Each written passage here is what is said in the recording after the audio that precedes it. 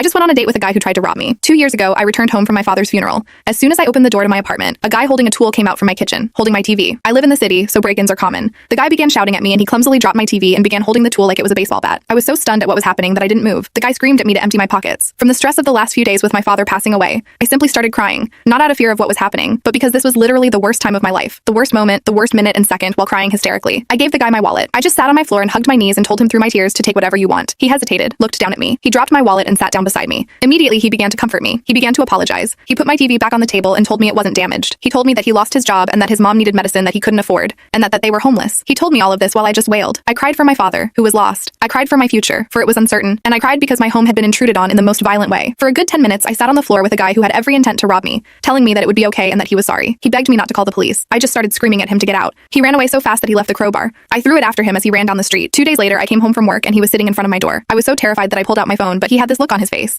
I'm not sure how to describe it. Remorse, regret. He told me that he told his mom what he did and his mom made me some soup. He handed me this tiny bowl wrapped in tinfoil. Again, I was stunned and overwhelmed and angry that I sucked the bowl out of his hands and it shattered on the floor. I told him to leave or I was calling the police. He left. I remember he looked upset. I left the soup and shattered bowl outside my door, almost as a warning for him to not come back. About 3 months after that, I got a note in my mail slot from the guy. He told me his mother had passed away and that he was no longer homeless and that he had a job. He wanted to repay me for breaking into my apartment. He wrote down his address and told me that I was welcome to break into his place if I wanted, but he didn't have much stuff. This all overwhelmed me. I threw away the letter, but I remembered his address. I remember walking by there one day, out of curiosity. It was a ratty apartment building across the city. He was walking up to his room and he saw me. He waved. I turned away and left. He ran after me, apologized again, told me that he never meant to do what he did. He showed me the program from his mother's funeral that he kept in his wallet. He wasn't lying. She was real. He was real. He was a real person. I don't know what it was, but I believed him. We slowly began to grow together as people. I can't describe it. After a year of maintaining communication and learning about who he was, he enrolled in a local community college and began taking courses to earn credits before applying to university. I helped him study for his history class a lot. He's great at math and science though. I never invited him over to my apartment. However, no matter how much I got to know him, I was still afraid of him. And he knew that. He knew that I couldn't trust him. But tonight we went out for coffee because he said he had an exam in his World Civ class. When I got there, he said he forgot his book. We just talked for a bit. We laughed and then he told me he wanted to cook for me. On a whim, I decided to invite him to my apartment after picking up some things from the grocery store. He came over. I was so nervous that I was shaking. He noticed. He squeezed my hand and then he made dinner. It was amazing. We talked. We laughed. We sat on the floor and watched a movie on the TV he tried to steal. We made jokes about it. And then he told me that he missed his mom. I gave him a hug. Then he left. I don't know what I feel, but I do know that I can't give up on people anymore. Some people just have the rough side of life. Maybe things have a way of working themselves out, and I miss my dad too.